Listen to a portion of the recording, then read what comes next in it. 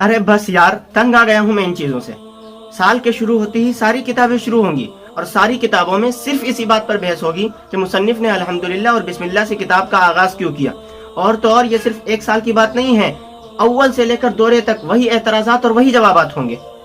اور یہ صرف 1 گھنٹے کی بات ہوتی ہے تو بندہ برداشت کر لے، لیکن نہیں، 6 یا 7 گھنٹے صرف اور صرف یہی کہ مصنف نے الحمدللہ اور بسم اللہ سے کتاب کو شروع کیوں کیا.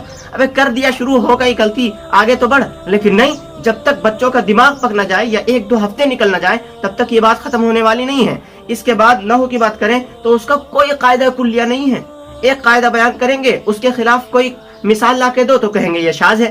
پہلے یہ کہیں گے اس میں متمکن پر اعراب کی 16 صورتیں ہیں، پھر کہیں گے نہیں 9 ہیں، پھر ان 16 کو ان 9 میں گھسیڑیں گے. میں ان مصنف حضرات سے کہنا چاہتا ہوں، حضرات پہلے متعین کر لیں 9 ہے یا 16 ہیں. آپ کے چکر میں 2 بچوں کے درمیان میں لڑائی ہو گئی اور دونوں الگ ہو گئے.